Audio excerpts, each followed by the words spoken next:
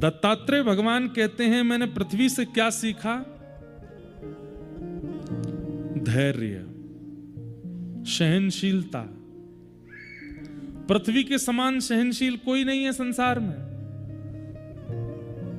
आवाज आ रही है? गड्ढा किया जा रहा है पृथ्वी में। हमें कोई जरा सी मच्छर भी काट जाता है तो लेके आते हैं, बोले रुक जाओ बाद में बात करेंगे, पहले इसकी हत्या कर दें।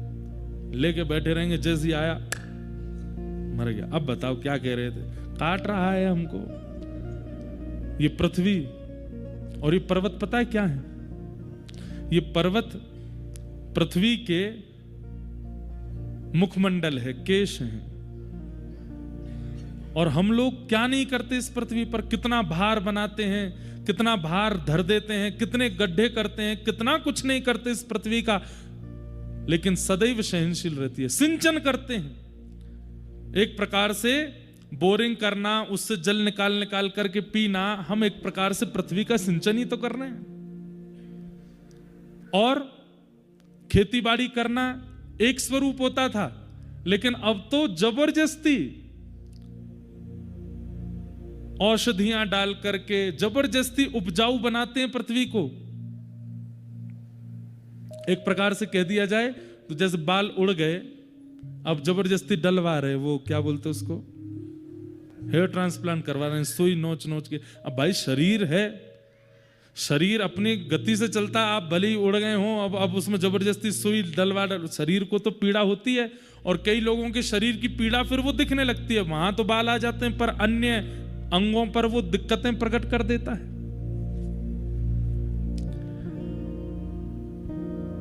सबसे पहला गुरु मैंने पृथ्वी को बनाया और पृथ्वी से मैंने सीखा कि पृथ्वी धैर्यवान होती है, बहुत सहनशील होती है।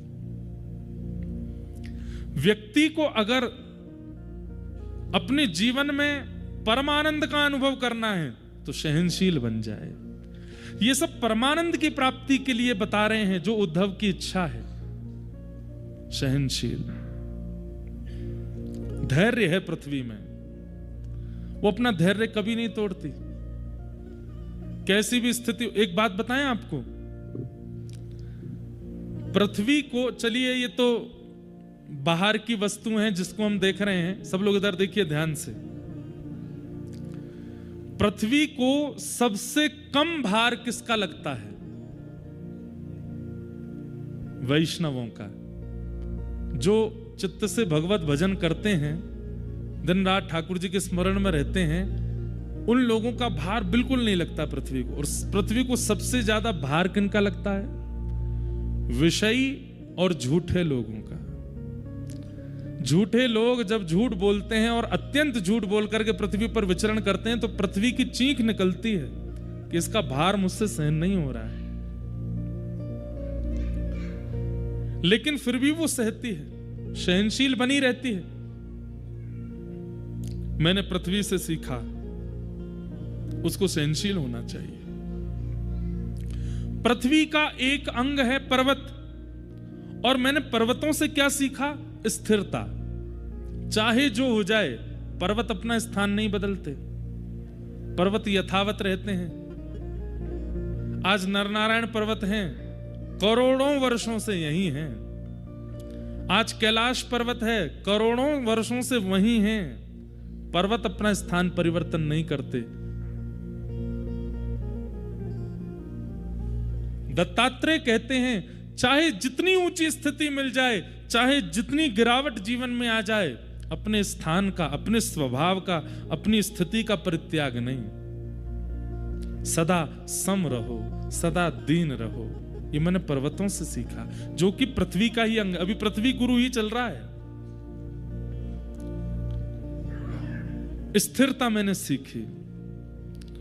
इसी पृथ्वी पर वृक्ष प्रकट होते हैं, और वृक्षों से मैंने क्या सीखा? उदारता।